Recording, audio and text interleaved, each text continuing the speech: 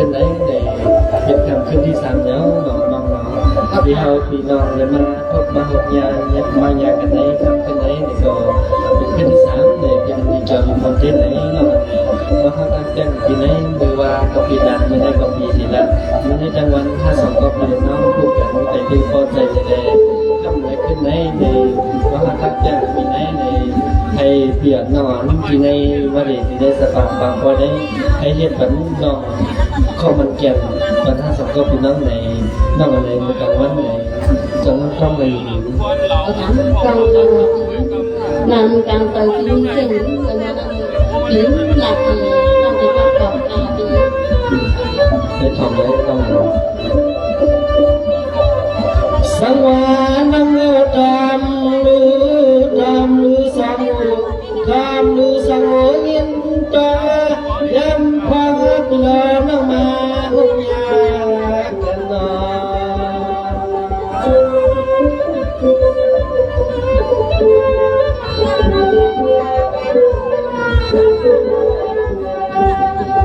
Hanaที่ไหนเก็บไปกี่ล้านในใจปีเฮาที่ยองอันตีคำเอาล่างหันลิ้นเดียวนอใจปีเฮาเลยมันหันน้องนางยาวพอวางยินจอยินมันไอเสื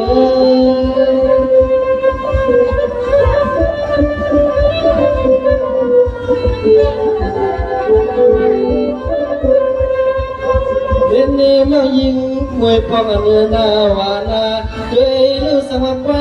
บังในไว้กว่าวันไหนก็ใจพี่หาแก่นยินไม่ใจเธอ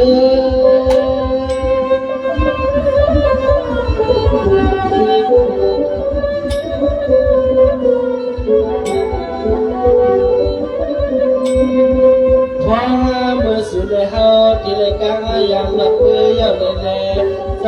พี่ปวดคำน้องนางพี่ลืมกว่าใจพี่เสียมือทุกครั้งก็ทั้งลมต่างหลังเชื่อให้คือพี่สุดได้พอได้จางหวังเยอะยัง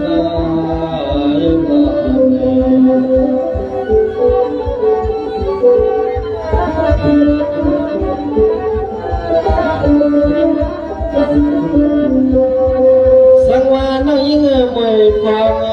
น้อยยิ่งมวยพองพองมวยในอ่อยลงสิ่ง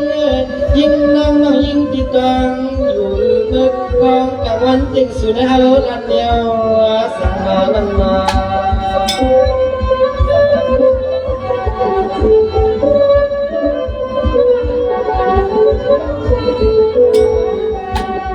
อันว่ามือแก่นั้นสุดเฮาลันกังให้ย้อนหัวเมาลันชื่อก็คิดอย่าไปลืมตาเป็น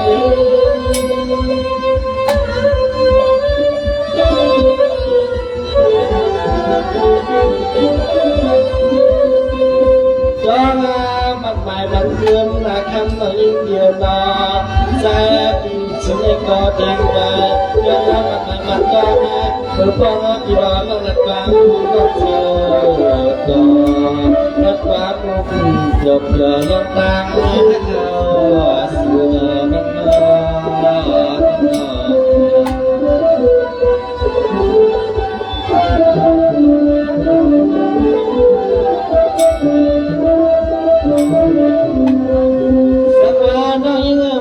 พองเนา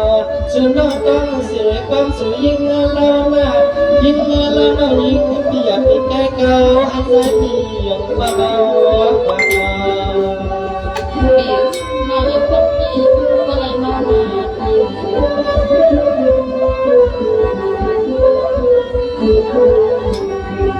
สังนาโปวาสุเลเฮาเลียงกักไว้ยาวเลยแน่คำใจพี่ปวดคำลงน้ำพี่เมื่อกว่าทุกก่อน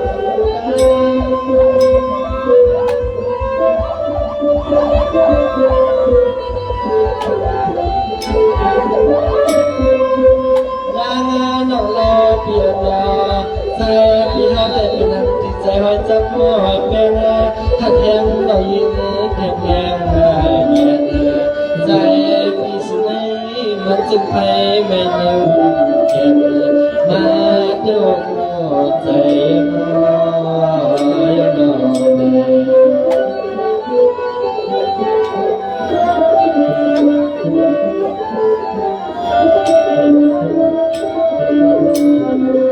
สังวานน้องยิงเตียนอใจพี่เฮาแต่ละเนเสความเก่าคำแล้วน้องยิงพี่ให้ใจพี่คิดขอความสิ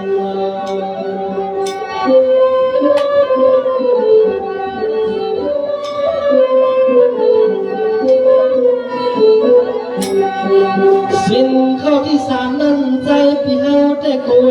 อยากยิงน้องนั่งเตียนอใจพี่กลัวน้องยิงพี่มีความหงข้างรอน้องนางออกมาอย่างแรงเขา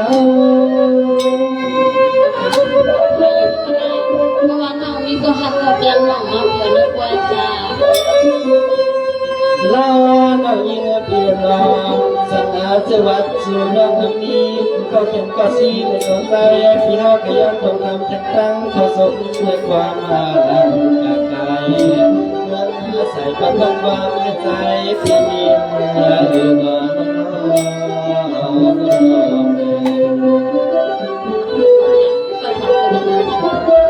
นั่นเอง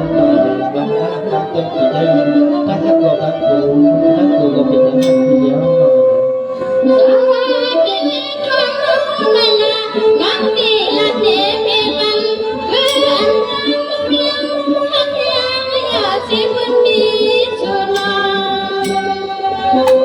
รักเอง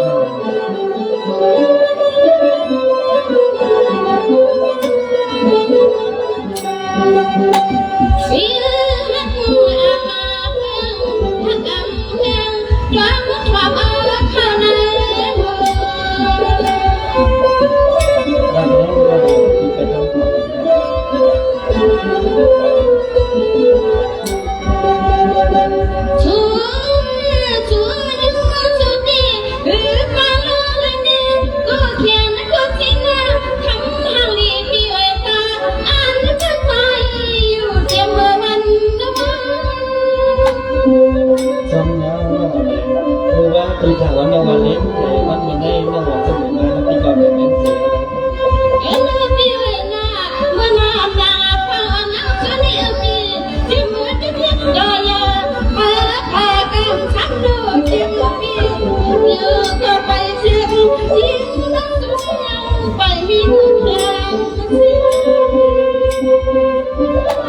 ประเทศ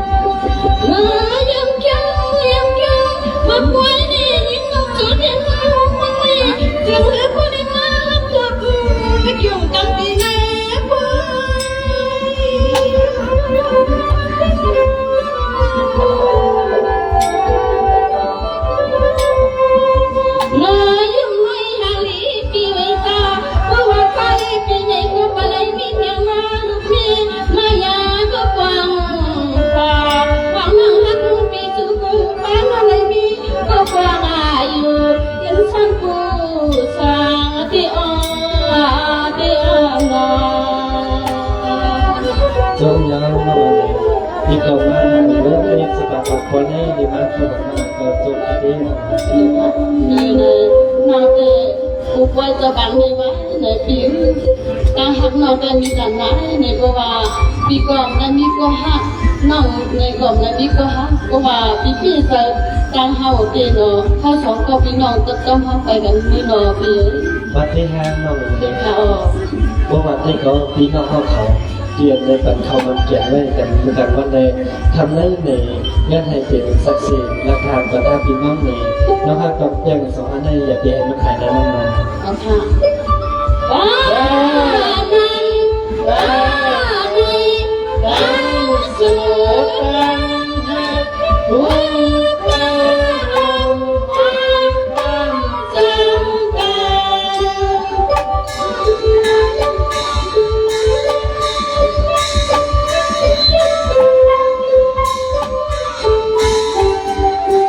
ดีเลยนะร้องเลยมีเพียงนาทีเอาแต่ไม่มียาสักวันอันเดียวเดียวมา